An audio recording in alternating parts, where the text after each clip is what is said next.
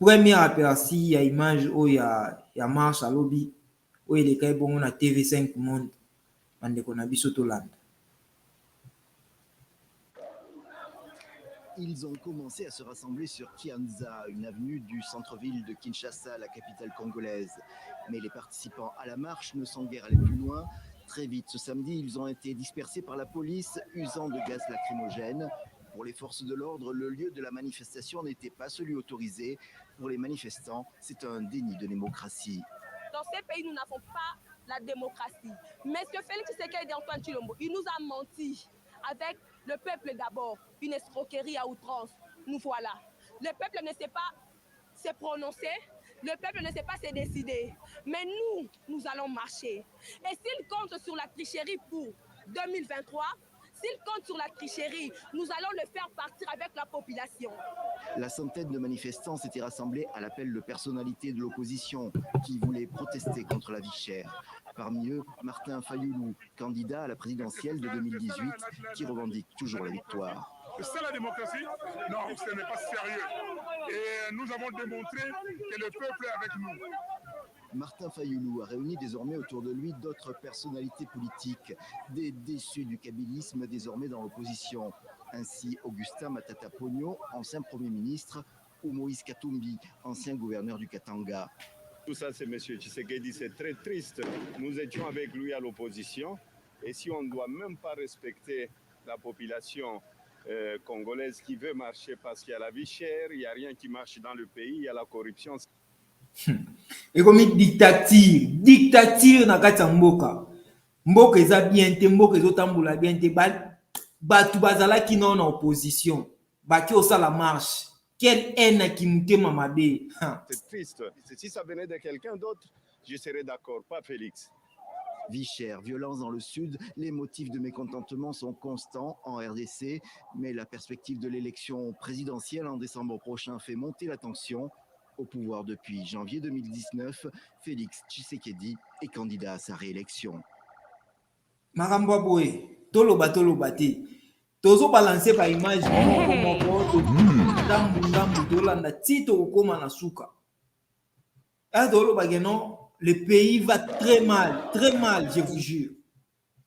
Soki to lobby te muto akoloba rozala te. Toza na te totala kaka ndenge kongo ezotambola. Biso ba jeune soki tofandi wana totala tokangaka maboko parce que Félix asali boye tondimi, Félix asali boye tondimi. Toke na mboka ni. Topesa ba boketu raison na makambo esalamaka na Congo. Toloba te. Tala makambo elekani na marche à lobby. Félix Tshisekedi tosali na marche na kanisi na yeba marche wana na salaka marche ya na juillet. C'est le 17 juillet 2017-2018 tosala na marche na Tshisekedi azana zokima. Tshisekedi ayebisi ba policier soki nga na komi na pouvoir bino bokofuta mabien, soki nga na komi na pouvoir bino intérêt na bino ekozala nini et ozabolia bien boza mais lelo yo na ba policier ba ingrat non mwana wa muke oyo est-ce que amérité ki vraiment lokozela na chana nuit.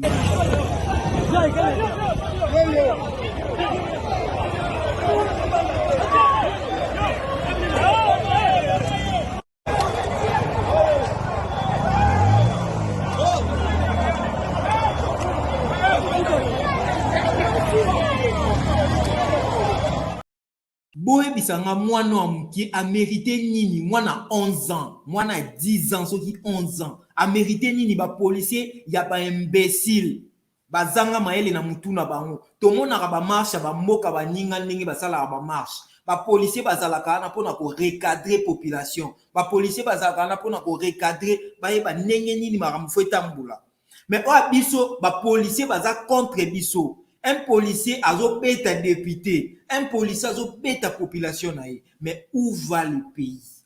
Où va le pays? Toi na pays nini? Pays nini? Non, c'est de trop parce que les locaux na Congo, batu bakomi et surtout ngana muluba ngana muluba et puis na 100% de père et de mère. Lelo oyo Congo ezotambola ndenge il faut etambola te.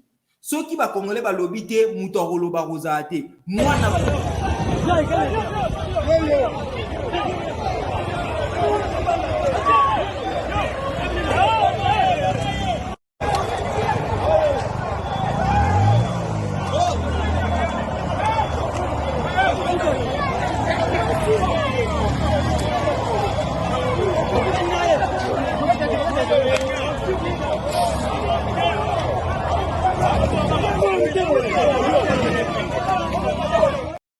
mwana mukie boye, mwana 10 ans.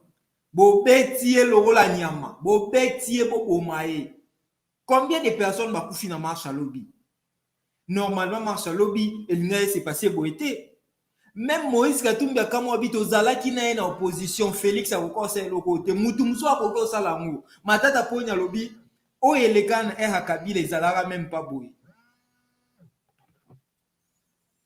Donc voilà, ndenge toyebisa bino ke non na Congo makambo ezosala meza normal te. Matata ponya lobby eza anormal. Na jono vidéo Ils ont commencé à se rassembler sur Kianza, une avenue du centre-ville de Kinshasa, la capitale congolaise.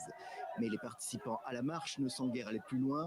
Très vite, ce samedi, ils ont été dispersés par la police, usant de gaz lacrymogène. Pour les forces de l'ordre, le lieu de la manifestation n'était pas celui autorisé. Pour les manifestants, c'est un déni de démocratie. Dans ces pays, nous n'avons pas la démocratie. Mais ce que Félix Tshisekedi Antoine Tshilombo, il nous a menti avec le peuple d'abord, une escroquerie à outrance. Nous voilà. Le peuple ne sait pas se prononcer, le peuple ne sait pas se décider. Mais nous allons marcher. Et s'il compte sur la tricherie pour 2023, s'il compte sur la tricherie, nous allons le faire partir avec la population. La centaine de manifestants s'étaient rassemblés à l'appel de personnalités de l'opposition qui voulaient protester contre la vie chère. Parmi eux, Martin Fayoulou, candidat à la présidentielle de 2018, qui revendique toujours la victoire. C'est la démocratie? Non, ce n'est pas sérieux. Et nous avons démontré que le peuple est avec nous. Martin Fayoulou a réuni désormais autour de lui d'autres personnalités politiques, des déçus du kabylisme désormais dans l'opposition. Ainsi Augustin Matata Ponyo, ancien Premier ministre, ou Moïse Katumbi, ancien gouverneur du Katanga. Tout ça, c'est M. Tshisekedi, c'est très triste. Nous étions avec lui à l'opposition, et si on ne doit même pas respecter la population congolaise qui veut marcher parce qu'il y a la vie chère, il n'y a rien qui marche dans le pays, il y a la corruption, c'est triste. Si ça venait de quelqu'un d'autre, je serais d'accord, pas Félix. Vie chère, violence dans le sud, les motifs de mécontentement sont constants en RDC, mais la perspective de l'élection présidentielle en décembre prochain fait monter la tension. Mais comment est-ce que Batouba Koki ko se manifester te mboka nini paye za bien te mboka eza bien te Batouba ke manifestation bozo telemela bango vie chère population lo ba isusu te toke na mboka nini tokende wapi lelo oyo tomona ke non réalité ya peuple congolais vie ezokoma de plus en plus pire. Makambo ezo changer chaque jour. Dollar ezo mata. Insécurité, non, n'en parlons même pas. To continue nous tranche insécurité. Nous parlons d'abord sur y a marche, y a lobby. Marche à lobby d'abord. Surtout plutôt bah non insécurité. Lelo na Congo, so mati ketch, on a 80% de chance ba enlever. Lelo na Congo so mati ketch, on a 80% chance na le ba enlever. Et puis il faut tozala maele bande kona biso ba congolais o bozola na vidéo bozala maele botika mate soki okomi déjà 18h 19 et que moulili ekoti o mati place moko sentir que non bato ba na kati ba même na ba 207 même na ba moto même ba moto o kako ba moto soki o mati o sentir que mabeza kita. Insécurité na minute na RDC komi tellement makasi que non tokoki même pas ko imaginer. Ba policier musana na bango eza babeta population, babote la population téléphone, basala mabeboye, bango intérêt na bango wana. Policier tina ne na Congo eba ni susute. bamobondo wana bayena bamobondo soki bamobondo na yokisa bino ba message jour wana bamobondo baye na Congo bakomi oboma bazosala nyonso ba policier baomona bazati mais awa ba population bazwi baye baki osala marche bango wana bato liboso baki kolanda oh non voilà mukonzi aloba eboleka nzelo te mukonzi aloba ebosala boye te nde musala na bino bozwi boboma bakongolais bosala mabe bosala boye congolais aloba lisusu te lelo na RDC lipa elo lokwa lipa comme ça 700 francs congolais aloba lisusu te akosa eloko musu te bandeko na biso numéro eza wana o nyonso amoni ke non aza contre to aza pour mandat ya Félix bon nga na yebi te nga pour nga vraiment naza contre mandat ya Félix Tshisekedi nga po na ngai na mona ke non tout ce qui s'est passé na era Kabila yango ezo continuer kaka na tango Félix numéro eza o nyonso amona ke non ana contribution na ye ya ko bakisa aza ouvert yango wana loba mais nga vraiment je suis désolé. Là, je suis vraiment désolé de tout ce qui se passe. Parmi eux, Martin Fayoulou, candidat à la présidentielle de 2018, qui revendique toujours la victoire. C'est ça la démocratie? C'est ça la démocratie ou c'est ça la démocratie? Démocratie au Toluka qui démocratie né en moi. Non, c'est trop. C'est trop. Démocratie au nga vota Fayoulou en 2018 avant de quitter Congo. Na bi le quoi Félix a eu pouvoir. Na koki quand même ko sepela puisque aza congolais na sepela qui Félix a eu pouvoir na licencié bac plus 5 na RDC na 6 classe na luki boulot na moi qui simate na créer business na ngai après ko créer business na ngai et simba ki à un moment donné kati Nathalie lobi bon na bima na ngaka mboka après 2 ans je connais bimboka après 3 ans na bimboka na 2021 bande ko na biso tina bimamboka ti lelo bo bisanga eloko moko te changer eloko changer ezate na RDC après bo webisa biso que non voilà tozala wana to soutenir Félix Tshisekedi aza mwana mboka asali bo ase non tozana te to soutenir babuzoba botala combien de personnes bakufi botala no image ya député na like sabino image ya député oyo député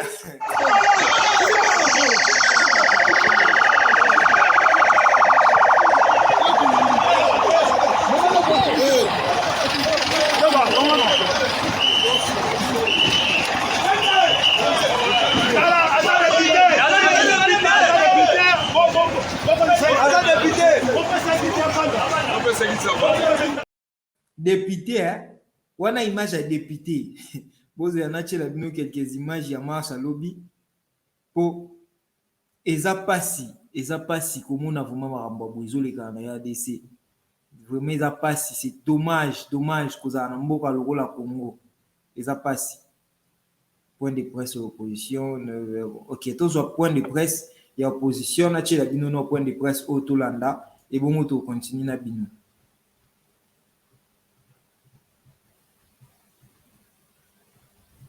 Chers amis de la presse, bonjour.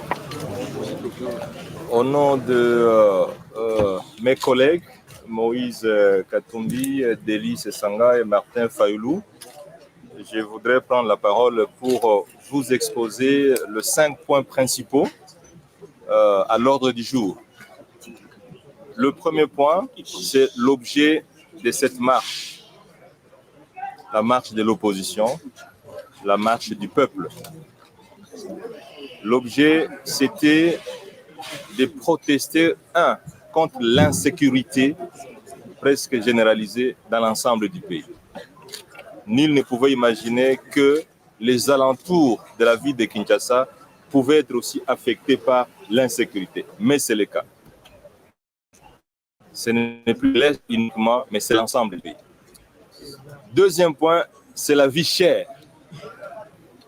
Autant le bas peuple vit dans des conditions de vie difficiles, autant nous tous, y compris les journalistes que vous êtes, vous prélevez la température de la vie chère, parce que tout le monde va au marché.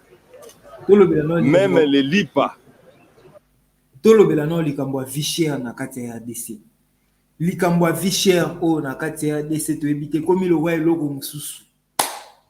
biloko kolia na ya dese zomona na te Félix ata na mandat chata ata mo lipa ekita ata ezala ta des na nzambe to continuer vidéo les lipa, les simples lipa, il y a manioc, le prix monte, ou c'est la quantité qui diminue. Et je pense que le niveau est devenu inacceptable. Le troisième point, c'est protester contre un processus électoral chaotique dont on connaît l'objectif principal, c'est de faire réélire le président Tshisekedi qui est au pouvoir en dépit des règles qui sont pratiquement bafouées à la fois au niveau du processus électoral, au niveau de la commission électorale indépendante et au niveau de la Cour constitutionnelle. Voilà les trois principaux objectifs de cette marche qui est en phase avec les vœux et la volonté de la population qui désormais n'est plus avec le pouvoir et totalement avec l'opposition que nous représentons ici. Mentionner la barbarie. Moi, je dirais même, nous le peuple, parce que si on parle de peuple, c'est nous. Même moi, j'étais de la partie, il y a Félix Tshisekedi. Il y a Félix Tshisekedi, non, qu'on va même koloba communauté parce que ma belle qui mingi. Ngazagi na place na e, mais lelo na remis contre papa wana pourquoi? Parce que ma belle qui insécurité mboka et biloko kolia ezate pasi emati makasi na kati ya Congo mais toloba te baninga baki osala marche Félix Tshisekedi yo oyebi keno na série o papa no azaki en vie oyebi neto bana osala marche na yo oyebi reçu mukendi na kufa oyebi bandeko na biso epele bakufa mais lelo ozo accepter opoma lisu bandeko na biso po basali marche parce que marche wana eza pour une raison quelconque. Raison en les années. Raison en les apôtres là qui s'appellent que non, voilà, Congo est tamboula bien té. Marche en les apôtres là qui s'appellent que non, les lots il faut tout élever là. Rwanda par rapport à Mambosa là. Ba policiers là musala bango tout et balante ba kuluna ba komi ko régner sur le plan sécurité en Mboka. Kuluna makasi. Téléphone muyibi nini donc Congo et baby. Et ben ninga ba osa marche, bota ma kombosa li bango. Ah bon? Putain. Makambo boy bolo ba biso sécurité za mboka, bolo ba biso démocratie za mboka. Bino ba konzi oyo bo konza mboka na biso. Bufanda libanda. Toko ya kamboka na biso toko postila to lakisa bido siko ke non ndenge fu botambisa mboka. Pourquoi toujours que non toza nga mutu moko benga izinga mais pourquoi ozo zala na place ya opposition yo za jeune faut na pouvoir na epsi wali poma mutu na yo na za jeune na pouvoir avec tout ce qui se passe en RDC na za jeune na pouvoir non ça ni na pouvoir non ça ni na pouvoir Congola comment olingane ka polémique. Il y a un adage qui dit ceux qui s'occupent de la politique, des politiques et s'occuper de la les lots congolais sont battus, tout le monde politique, nani occupé en mambo politique, nani occupé. Mais les lots au bande qu'on a biso va souffrir na banane. Quand biso va tout aller banda, tout le monde ba biloko ele kana Congo, l'eau c'est sécurité makasi ba komo boma ba na Congo. Léo na lotindo to moi mabe makasi ba bondo wana so pa mabondo so ki mobondo. Na lotindo to mabe makasi bango si la ville à Kinshasa. Tout à ba Mali, tout à ba Togo, tout à ba Burkina Faso, tout à ba Guinée lelo nde ba fongo limiso. Biso tozaka toujours wana pona totala toujours tout monde a toujours ka ni mambo ekendebo. Bande ko na to fongo la misu. Tozala na toujours te fanatique ya mutu moko boye. To fongo la misu. Non ça ni na pouvoir. Bande ko to fongo la misu. Tozana te to côté la ra Félix parce que yé aza mokonzi na biso parce que yé aza boye parce que yé aza boye. Te. Félix soit sali mabe photo la kisaye que non ozo me mamboka mabe. ozo memamboka mabe. To continuer point de presse. Et l'arbitraire que nous venons de vivre avec vous, mesdames et messieurs de la presse, au cours de cette marche. Cette marche, comme vous l'avez vu, il y a une répression barbare, non seulement des leaders de l'opposition, mais aussi de la population. Laquelle répression est arrivée à des blessures, dont certaines graves. 2 personnes sont entre la vie et la mort. Qui pouvait l'imaginer? Venant d'un parti au pouvoir qui hier était dans l'opposition et protestait contre la barbarie.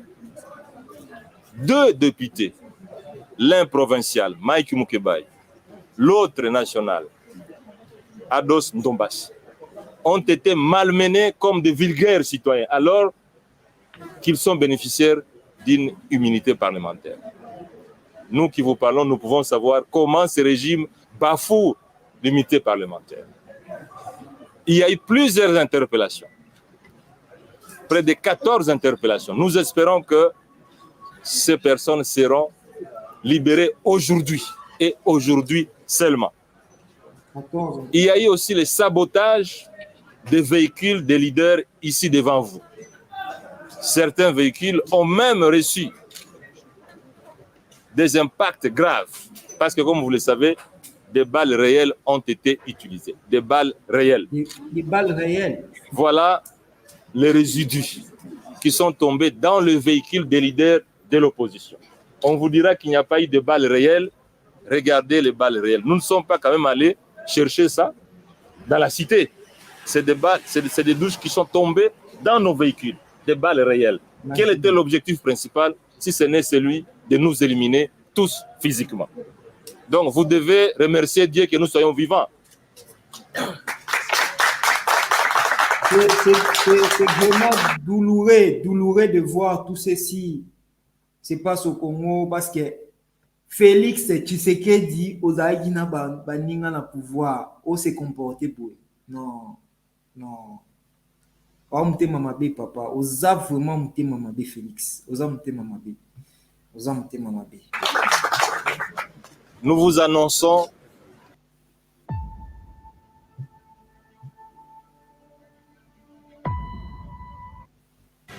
mesdames et messieurs de la presse, quelles que soient les intimidations qui nous ont été faites aujourd'hui, quelle que soit la barbarie qui a été faite aujourd'hui, la pression contre ce pouvoir dictatorial va continuer. Dès le jeudi prochain, sit-in devant cette mascarade de décennies. Jeudi prochain, nous invitons la presse, tant nationale qu'internationale, à vivre les sit-in que nous allons faire devant cette mascarade de décennies. Ce n'est plus une commission électorale indépendante, c'est une structure privée du pouvoir pour préparer la victoire d'une certaine catégorie de gens qui malheureusement est dévouée et dénoncée par la population. Donc, le jeudi prochain, nous vous invitons. Nous n'allons pas aussi nous arrêter au sit-in. Mais à partir de jeudi, quand nous allons terminer le sit-in, nous allons vous donner la prochaine étape. Parce qu'aujourd'hui, vous venez de vivre un scandale. Pendant que l'opposition fait... Congo. Toyoka. Tolembate. Tozalaki ngape nazalaki na Congo na tosalaki ba marche. Nga na yebi nazalaki na Congo na série ya Rossi Mukendi na sike boyebi Rossi. Donc biso tozalaki na série ya Rossi Mukendi. Tolembate, tosala marche. Tozalaka maele. Tozala na ba mateka na biso, tozala na ba bleu blanc, ba nini tout ana pona ba gaz lacrymogène. Dans le bagana ngango. Tozala na ba bleu blanc na biso pona gaz lacrymogène. Tozala to créer ba biloko mo bon, wa to loba ngo en privé, to loba ngo ati. To sala ba biloko ok non, une fois to e marche. Tozala na ba équipement na nyonso to ko bunda na ngo contre ba policier. Lokwa bango ba komo boma biso. Tolakisa bango biso to banani. Vous comprenez? Biso to yebi ba ndeko na biso belé ba kufa. martyr pour na makambo mboka pour na makambo Congo biso pe ton zimi que non to continuer ko sala toujours ko dénoncer ba biloko na télé to ko dénoncer ba makambo nyonso ezoleka et puis no pe bozala kuna toujours même moral so moni que non esengo bamba policier ata nzete bamba nzete so esengo sala musalamu. Donc lelo j'espère que jeudi marche ezali, jeudi d'autres à dimanche, jeudi marche ezali, donc jeudi le 25 marche ezali, toko continuer toujours bango baba ki ba boma biso pe toko boma bango siko loko affaire ou ekomi boye Félix alinga la kisa biso dictature na kati mboka na biso toko la kisa siko qui est un Congolais, qui est un Congolais toko la kisa loko la kenon a komi na niveau siko kenon aboma siko ba Congolais torota la siko to kende wapi pe nani akotika Congo biso to ba Congolais solo toko la kisaye marche ezo continue jeudi toza sous na marche. Une marche, on dit il y a une insécurité, mais au même moment et au même endroit le pouvoir fait une marche et il n'y a pas d'insécurité. Voilà, qui pouvait l'imaginer? Imagine. Mais ce qui est incompréhensible, donc, on va le dire, non, insécurité dans la mboka. Opposition, ça la marche, mais, bango va ton pouvoir, ça marche. Mais qu'est-ce qui se passe?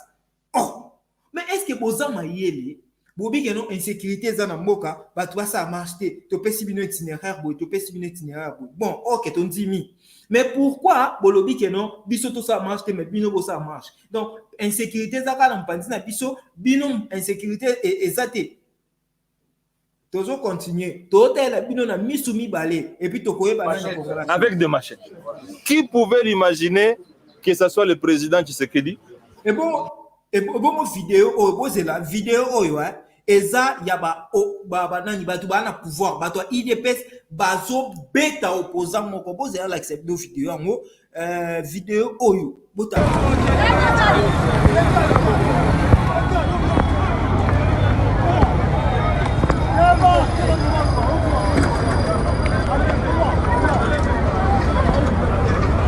batu IDPS ba beta opposant.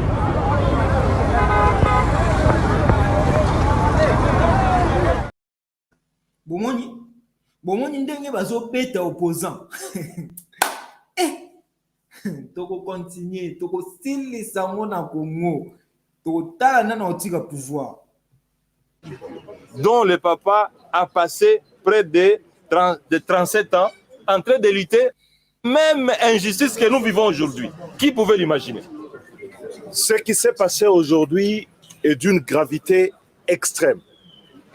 Voilà un pouvoir qui est issu d'une famille politique qui a passé 37 ans à combattre la dictature. Voilà un pouvoir, le régime de M. Félix Tshisekedi, avec lequel nous avons combattu dans la rue des pratiques qu'aujourd'hui il réinterprète. Mais ce qui est grave, Félix Tshisekedi, Félix a sali ba marche. Félix a zolenda na ba marche. Mais lelo tamaka Félix a sali ba ninga. Mukili. Non. Il s'est réapproprie. Aujourd'hui, je crois que Étienne Tshisekedi s'est retourné 2 fois dans sa tombe de voir celui qui prétend être son fils exercer le pouvoir au mépris et dans la négation des valeurs qu'il a portées toute sa vie. Nasir na minito yo Etienne wa Mulumba Tshisekedi afanza zolela oloba Félix ndemto asali makambo. Etienne wa Mulumba papa Tshisekedi azolela oloba Félix mto asali makambo na baninga na ye oba nyokwami na ye lelo oyo Félix mto asali makambo. Nasir Etienne na minito azomituna keso bi Félix Tshisekedi yo nde mto asali baninga makambo. Félix yo yebi ndenge to sako Félix Tshisekedi azolenda na ba marche tozo tambola tozo kende mais lelo yo biso to kiento voyager to parce que tout le monde dit que non intérêt na biso za ngo sukunate to bi non to continue. Aujourd'hui, le peuple congolais sait désormais que le délit de patronyme a des limites. Il ne suffit pas de s'appeler Tshisekedi pour pouvoir respecter les droits et les libertés dans ce pays. Aujourd'hui, nous avons vu une police aux ordres, organisée, avec le gouverneur de la ville, Jean-Tini Ngobila. Imagine, Siko, bota la barbarie ya ba policier makambasali. Bota mwano, yelo esanga.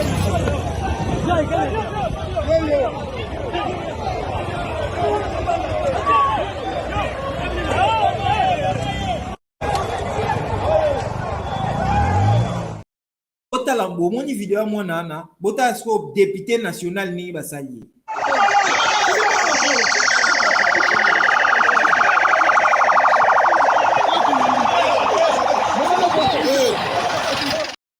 Bomoni vidéo, bota siko vidéo, bo comparant na. Ah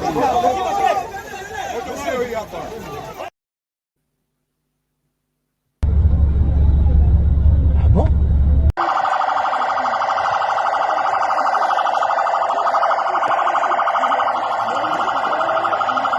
Nasolane babo mamuta soda ka akufi. Babetie nzete na katikati ya makolo. Policier, agent de l'ordre. Bota yelo asali.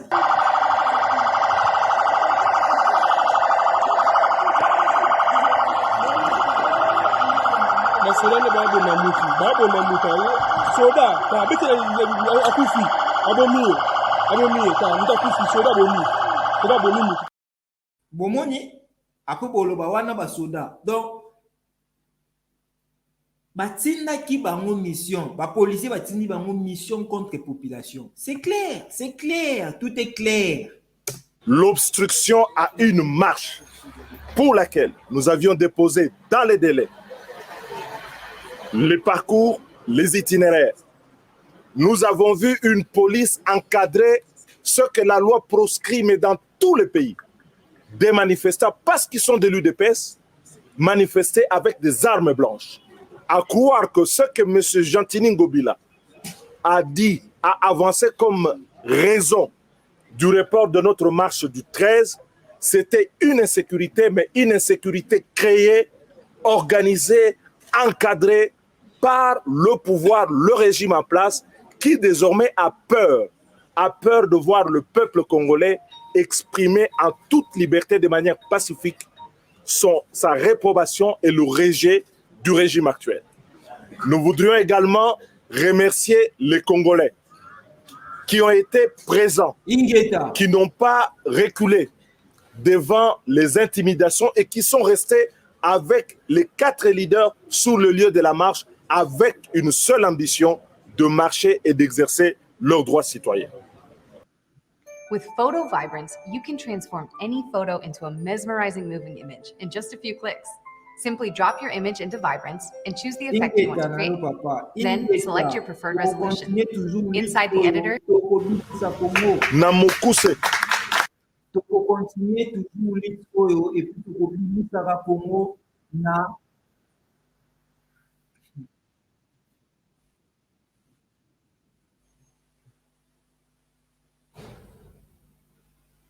même si bo fingi, même si bo lobi nini, biso toza ba Congolais, totika ba Congolais, toza wana pona Congo.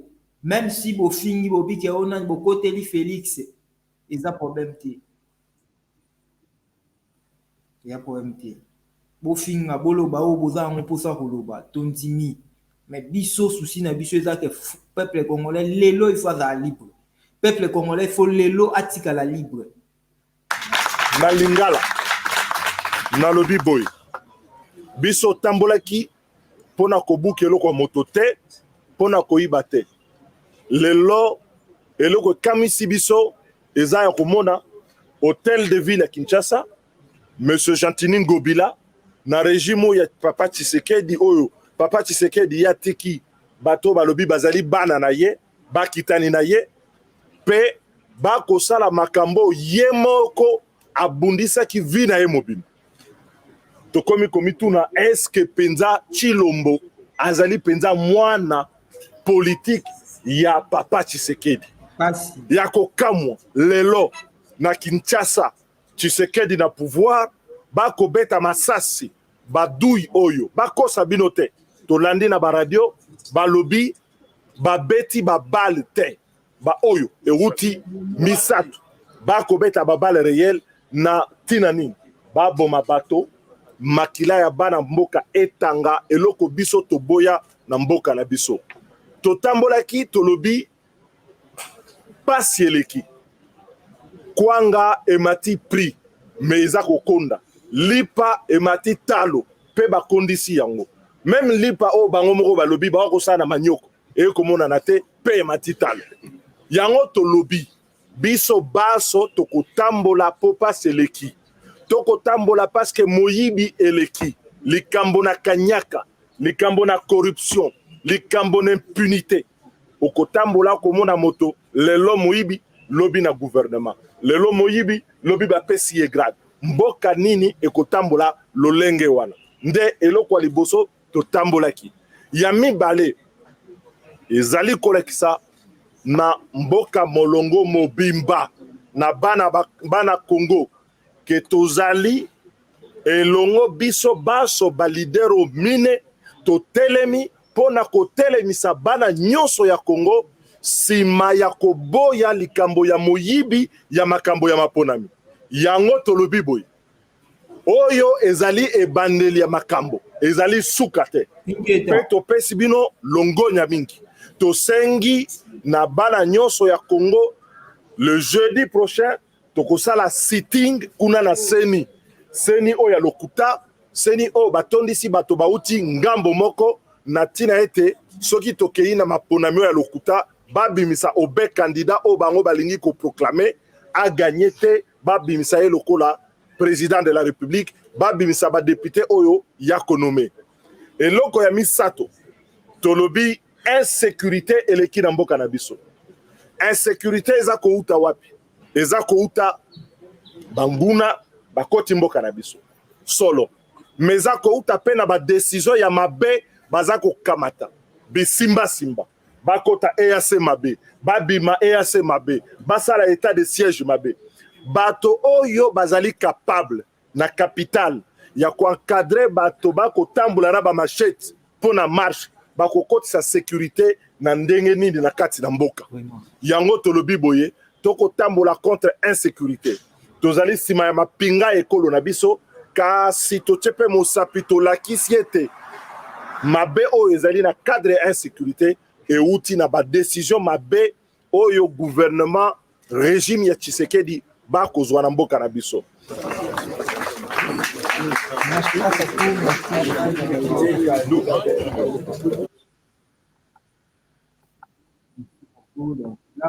On continue toujours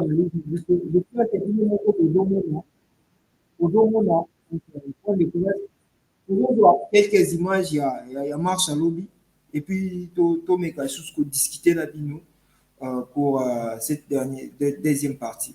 Donc merci.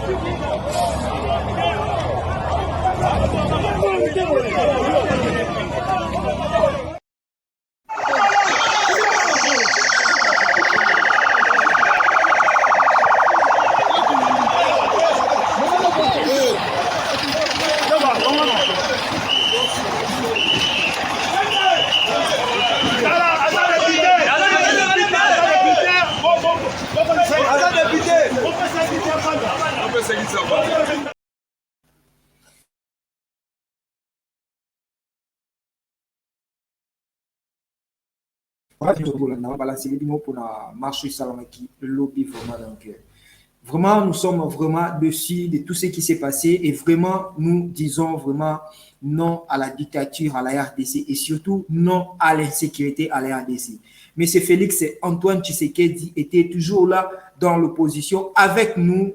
Tangu Marambozaki Mabe et Lelo, M. Félix Antoine Tshisekedi, Moka Ezotambola Mabe, population Andimi Atambola et puis Aloba non à l'insécurité. Et là, Félix Antoine Tshisekedi, Alexis Bisso, la vraie couleur, il y a Moko. Donc voilà, pas si vraiment, ils ont vraiment la carte RDC, puisque à l'heure actuelle, nous disons que non, Mapa ezote kama cher, Biloko Akolia ezate, Masangu na RDC zomonanate. Donc tout va mal. Donc crédit est cher, transport est cher et insécurité n'a pas taxi. Insécurité sur tous les plans. Et là, les gens, quand ils sont en train de parler, non, voilà, Bino Bova Libanda Mboka Boye, puis que non, messieurs, comment il s'appelle encore? Emmanuel Macron a même battu la population. A battu la population, pourquoi? Parce que ceux qui m'ont que Zotamboula bien, il faut qu'on dénonce. Toujours que non, non, ça. Moi, je suis pour contre, et plutôt je suis pour Bokechu. Voilà, on va un peu balancer un peu quelques images à marche à lobby, un peu pour discuter encore pour tout ce qui s'est passé. Donc voilà, merci. Non, et si nous sommes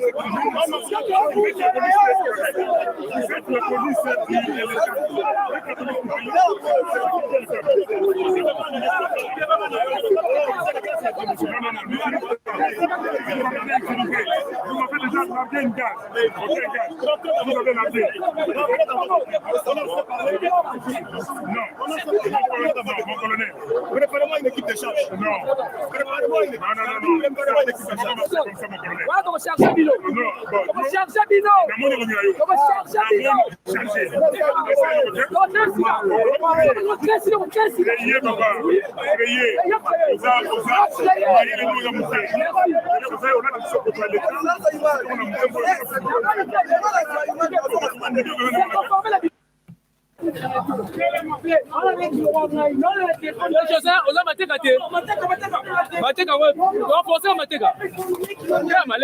Moïse.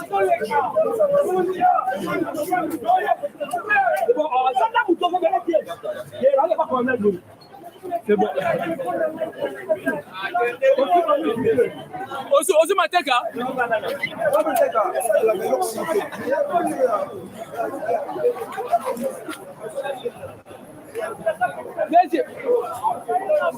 Jonathan.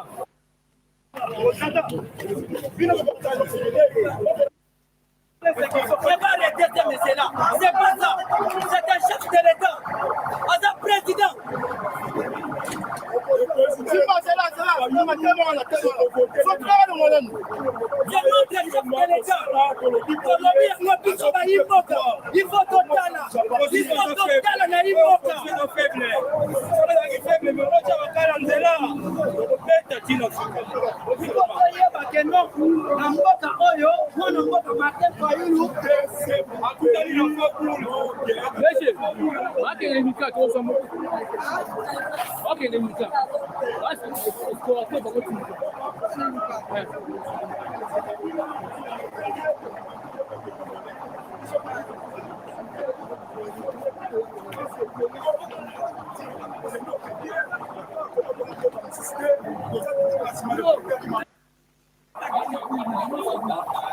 Avocat, enseignant d'université, président Ligue de Jeunes et un parti.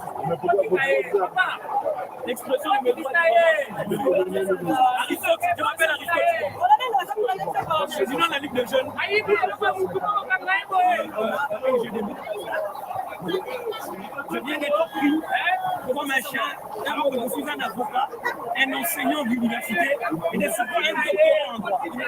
Étudiant, mon frère, étudiant. Par rapport à l'itinéraire, c'est pas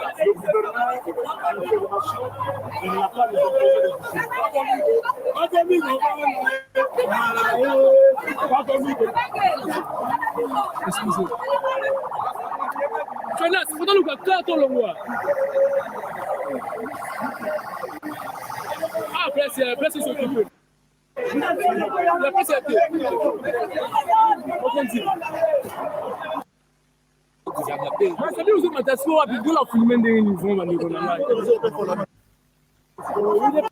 السلام عليكم ورحمة الله تعالى وبركاته يا أيها الذين آمنوا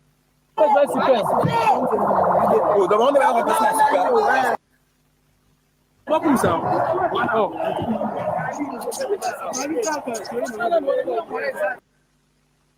Donc, vous savez, pour cette image-là, il y a marché de pèse avec mon frère Emmanuel. Je viens aussi de.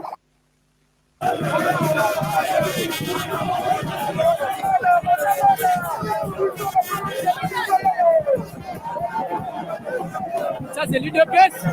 Au moins, le pays de pèse, l'équipe.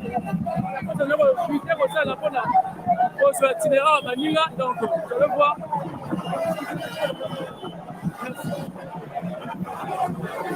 Au moins, le pays de pèse.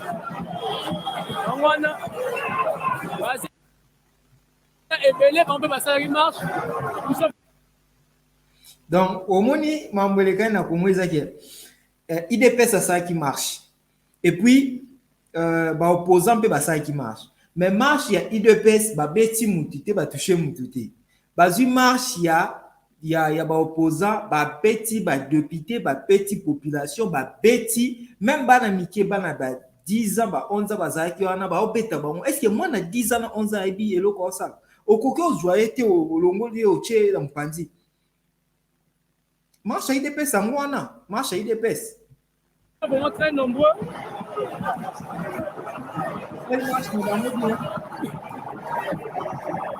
Parce que la raison à la place, c'est là que. Akangi bango te.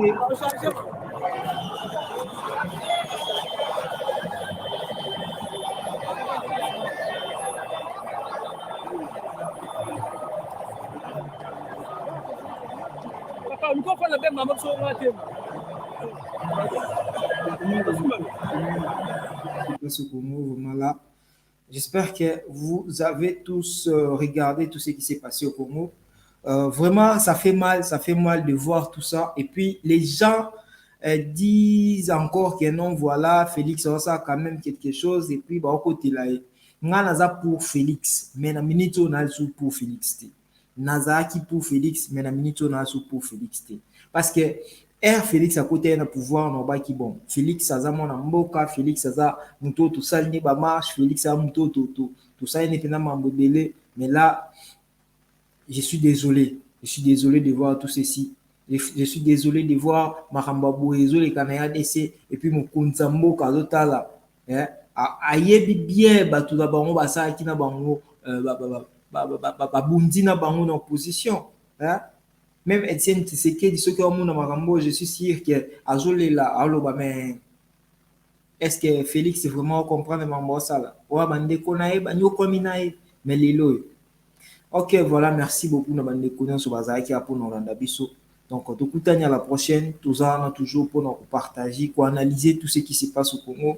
Donc, tout partagera toujours na bino karanenge zalara. Bon, hésitez pas à s'abonner puis à partager l'émission na ba onyo sur Babolanda. Merci beaucoup na bande konyo sur bazaki, merci na ba onyo sur Babolanda qui live à l'élo. Donc, tout coup à la prochaine. Bye bye.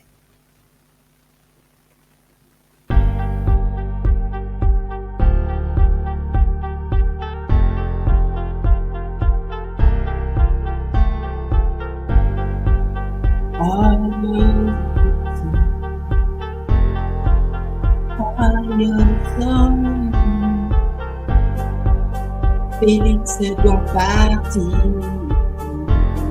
Tshisekedi doit partir. Oui, il doit partir.